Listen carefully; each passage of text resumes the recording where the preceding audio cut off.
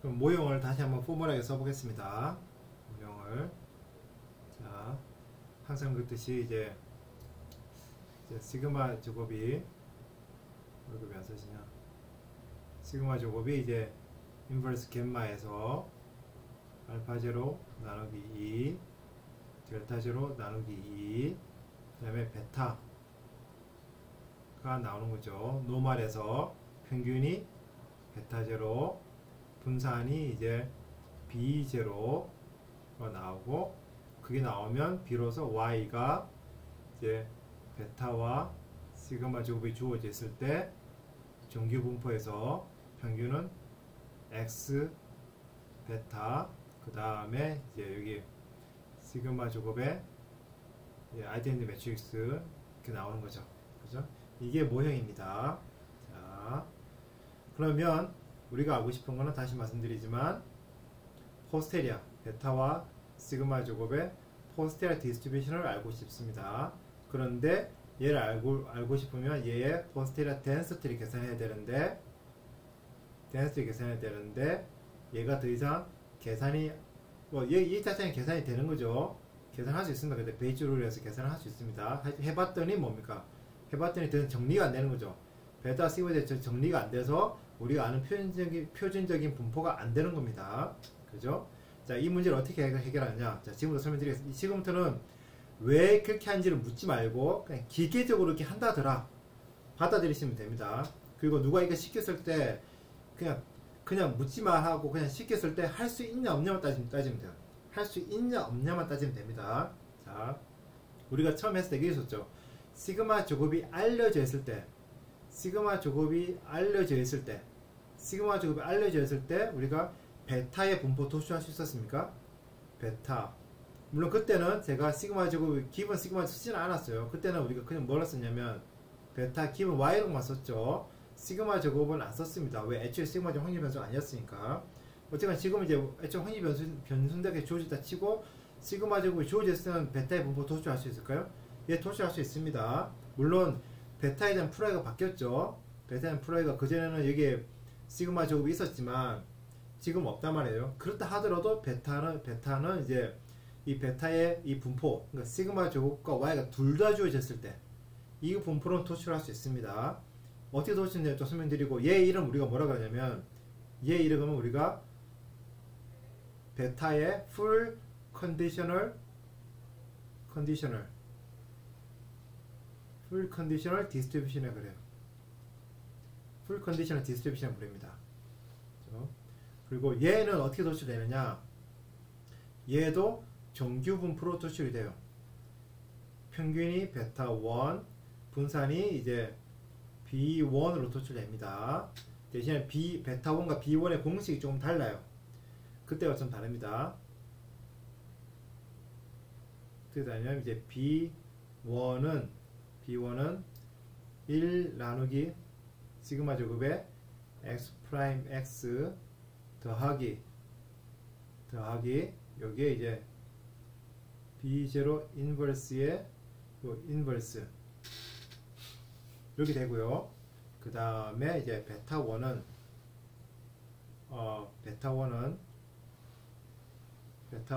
이제 B1에다가 1 나누기 시그마 제곱의 X 프라임 Y 더하기 여기에 이제 B0 인버스의 이제 베타 제로 이렇게 도출이 됩니다. 이렇게 도출이 돼요. 자, 도출이 됩니다. 자, 그러면 다시 말씀드리지만 내가 시그마 제곱이 알려져 있지 않을 때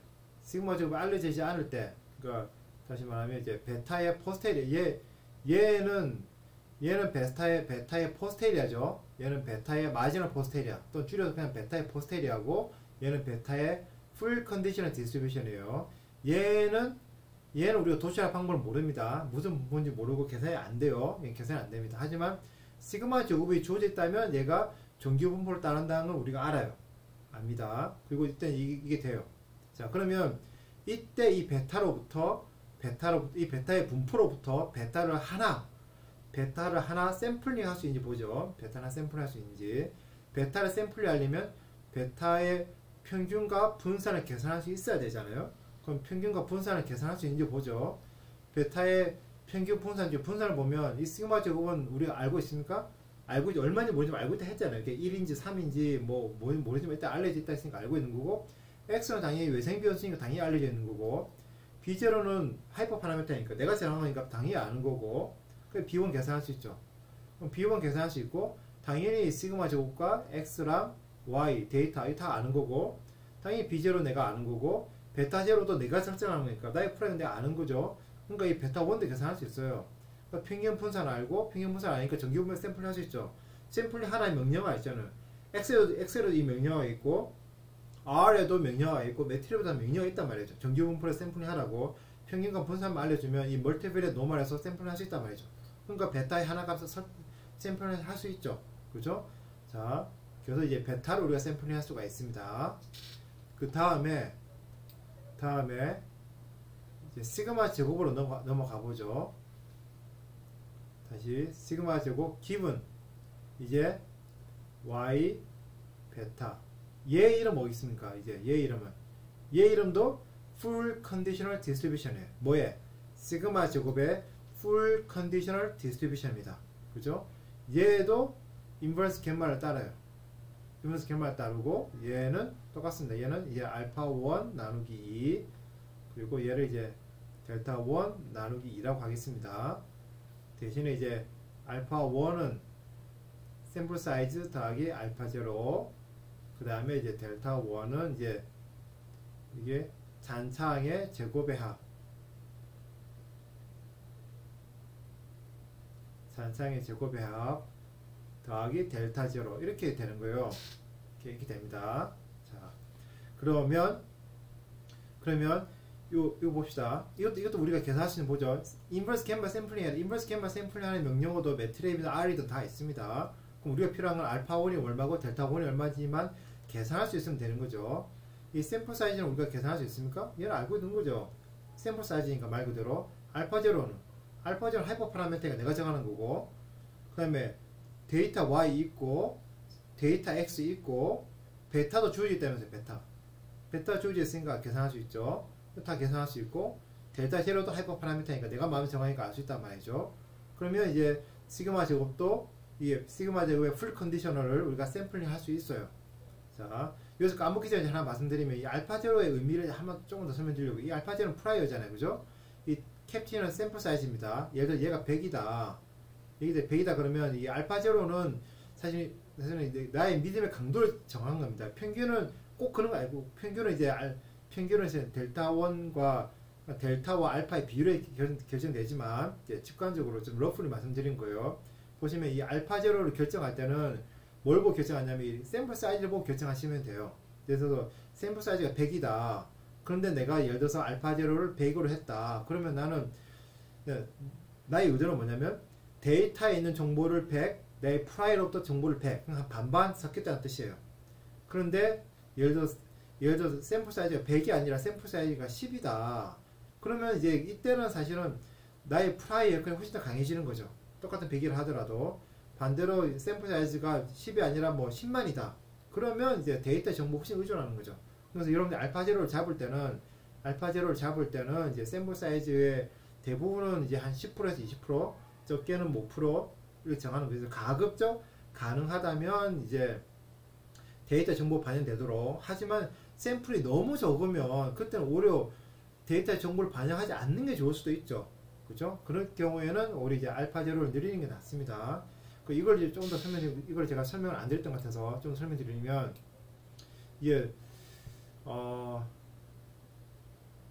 설명드리면 그 동전 던지기 결과가 예를 들어서 3번밖에 없어요.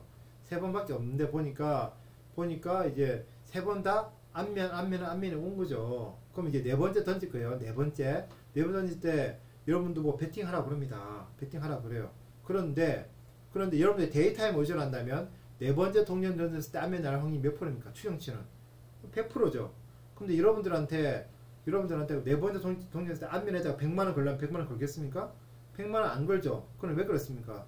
데이터는 100%라 말하지만 여러분들 프라이어는 훨씬 더 많아가지고 정말 많아서 절대 100%가 아니라 높아야 한 55% 생각한단 말이죠. 그러니까 100만원 걸지 않아요. 너무 위험하다고. 그죠?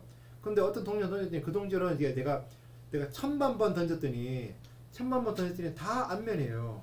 그런 경우에 4번 던졌을 때 앞면에 100만원 걸려고 그냥 걸겠죠. 왜냐하면 상대적으로 똑같은 프라이를 갖고 있지만 데이터 정보가 더 많기 때문에 프라이 정보가 반영되지 않는 거예요.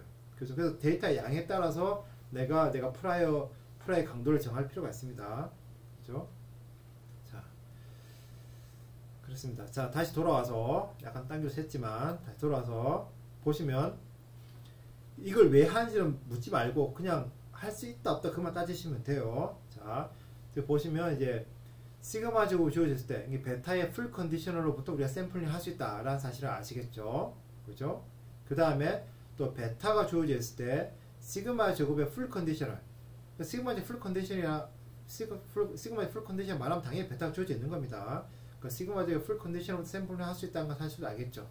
그죠? 여기서 풀 컨디션이라는 거는 애초에 우리가 확률 변수 뭐였습니까? 모형에서 확률 변수는 뭡니까? 모형에서 확률 변수는 y적 확률 변수고 베타도 확률 변수고 시그마도 다 확률 변수란 말이죠. 그래서 풀 컨디션이라는 거는 풀리 다 주어졌다는 소리예요. 나를 빼어 나머지가 다 주어졌다는 소리예요.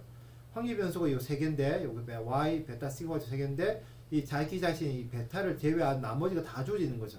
마찬가지로 시그마 제곱을 제외한 나머지가 다 주어져 있으니까 얘를 우리가 풀 컨디션에 부르는 겁니다. 그래서 이 베타의 풀 컨디션으로부터 샘플링 할 수 있고 그 다음에 시그마 제곱의 풀 컨디션으로부터 샘플링 할 수 있어요. 그렇죠? 이 사실 봐드렸습니다. 자, 그 다음에 요걸 받아줬으면 그 다음에 제가 뭘 할 거냐면 첫 번째 그 스텝 0에서 뭘 할 거냐면 제가 이 베타의 값을 처음에는 베타 제로라 두겠어요. 제 마음대로 임의로. 이게 프라이의 민이죠. 제 마음대로 프라이 민에 두겠습니다. 그 다음에 스텝 첫 번째 가가지고 제가 뭘 할 거냐면 이거 빼고 하지 말고 제가 시그마 제곱을 하겠습니다. 시그마 제곱을 저는 이제 얘 프라이 민이 뭐냐면 델타 제로 나누기 2 나누기 알파 제로 나누기 2 빼기 1입니다. 시그마 제곱이 그냥 프라이 민에 하겠어요. 그런 다음에 제가 여기다가 뭘 할 거냐면 베타 기분 y 시그마 제곱을 샘플링 하겠어요. 노말에 베타 1 b1이죠. 다시 쓰겠습니다. 이거는 다시 쓰겠습니다. b1은 1 나누기 시그마 제곱에 x 프라임 x 더하기 뭡니까 여기 b0 인버스의 인버스 그 다음에 이제 베타 1은 이게 b1 곱하기 1 나누기 시그마 제곱에 x 프라임 y 더하기 여기 b0 인버스의 베타 0 이렇게 될 겁니다. 그죠? 예. 자, 그러면 시그마 제곱 주어질 때 했잖아요. 그죠? 이 값으로, 이 특정 값으로 주어져 있습니다. 이 특정 값으로 주어져 있고, 그러면 이제 베타를 샘플링 할 수 있죠. 샘플링 할 수 있습니다. 그러면 이제 그 다음 스텝 2에 가가지고는 스텝 2에 가서는 이제 시그마 제곱을 샘플링 합니다. 시그마 제곱이 뭘로부터? 다시 여기 시그마 제곱의 풀 컨디셔널로부터 샘플링 해요. 인버스 갬마 알파 1 나누기 2 델타 1 나누기 2 근데 이제 알파 1은 알파 0 더하기 캡티고 그 다음에 델타 1은 델타 0 더하기 잔창의 제곱합 y 빼기 x 베타 프라임 y 빼기 x 베타 이렇게 됩니다. 그렇죠?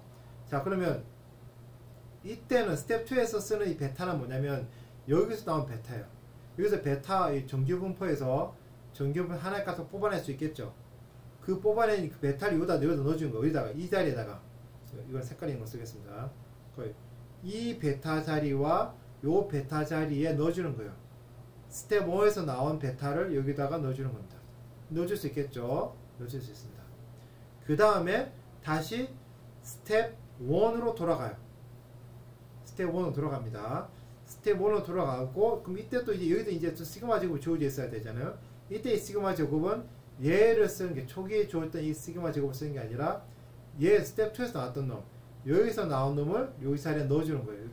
이게 여기 있는 시그마 제곱 자리에 넣어주고, 여기 시그마 제곱 자리에 넣어주는 겁니다. 그럼 이제 처음에 얘가 주어져 있을 때의 이 베타의 평균 분산과 그 다음에 스텝 2 마치고 왔을 때의 이제 이 왔을 때 평균 분산 다르겠죠. 왜냐면 그때마다 다른 시그마 제곱 들어가니까 평균 분산 달라진단 말이죠. 특히 분산 같은 경우에 보면 B0는 안 바뀌었죠. X도 안 바뀌었죠. 시그마 제곱이 바뀌었단 말이에요. 그러니까 B1이 분산이 바뀌는 걸로요. 분산이 바뀌고 얘가 바뀌는 데다가 또 얘도 바뀌니까 얘도 바뀌면 당연히 베타 1도 바뀌겠죠. 그죠? 바뀝니다. 그럼 새로운 베타 1과 새로운 B1으로부터 새로운 또 베타를 샘플링 할 수 있겠죠. 하나의 값, 딱 하나. 그럼 또 그 베타를 가지고 스텝 2로 또 갑니다. 스텝 2로 넘어가서 스텝 2에서 또 샘플링 해요. 그럼 스텝 2를 보면 얘는 베타가 뭐든지가 아무 관계 없는 거죠. 하지만 얘는 다르죠. 얘는 또 새로운 베타가 왔잖아요. 그죠? 새로운 베타가 왔으니까 얘는 고정됐다 하더라도 새로운 델타 1. 델타 1이 바뀌면 당연히 시그마 제곱의 평균 분산이 바뀌어요. 그럼 새로운 인버스 갬마로부터 또 이제 새로운 시그마 제곱이 나온 거죠. 또 그 시그마 제곱 또 스텝 1으로 돌아가요. 그래서 이 스텝 1과 2를 계속 반복하는 겁니다. 계속 반복을 하는 거죠. 자, 그럼 반복을 했다 쳐요.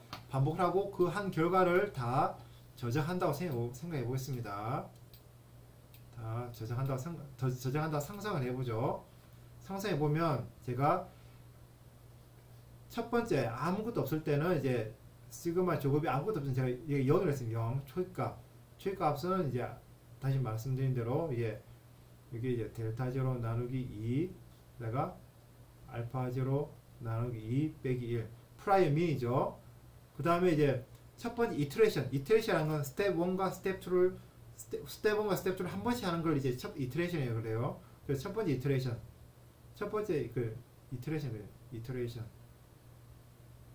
이터레이션이라는 말 하기도 하고 사이클이라는 말 쓰기도 합니다. 첫 번째 이터레이션에서는 이제 시그마 제곱 주어졌을 때 얘로부터 뭘 계산합니까? 베타를 샘플링 할 수 있죠. 얘로부터 베타를 샘플링 하죠. 베타의 풀 컨디셔너로부터 얘를 베타를 샘플링 해요.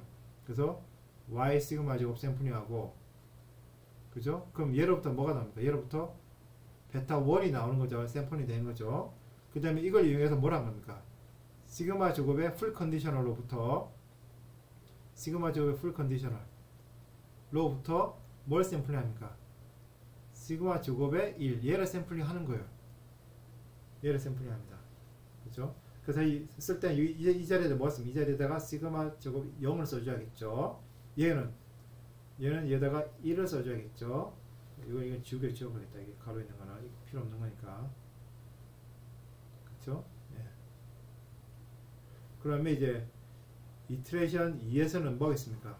또 베타를 샘플링 하는데 뭐로부터? y 시그마 제곱인데 시그마 제곱 자리에 초입값 들어가는 게 아니라 첫 번째 이터레이션 나온 그 시그마 제곱 넣어주는 거죠. 그럼 얘로부터 베타 제곱이 아니라 두 번째 이터레이션 나온 베타는 뜻이죠. 그럼 이걸 이용해서 시그마 제곱 기분 y인데 여기에 베타의 두 번째 이건 넣어준 거고, 그럼 얘로부터 또 새로운 또 시그마 제곱 두 번째 이터레이션 나온 넣어주는 거죠. 그죠? 얘를 계속 반복을 하는 거예요. 계속 반복을 합니다. 계속 반복하게 되면 결국은 뭐가 됐습니까? 계속 하다 보면 여기다가 계속 하다 보면 여기다가 베타에 이제 10,000번 둘, 셋, 넷 하고 또 여기서 쭉 하다 보면 여기도 이제 시그마 제곱에 10,000번 이렇게 나오겠죠. 그죠? 그래서 우리는 이거 베타를 10,000개 저장하고 시그마 제곱도 만 개를 저장을 해요. 시그마 제곱도 만 개를 저장하는 거죠. 그죠? 자, 왜 하는지, 이게 무슨 의미인지 따지지 말고 기계적으로 할 수 있냐면 따져보시면 할 수 있겠죠. 그죠? 할 수 있겠죠. 자, 할 수 있다는 것까지만 받아들이고 또 시작도 하겠습니다.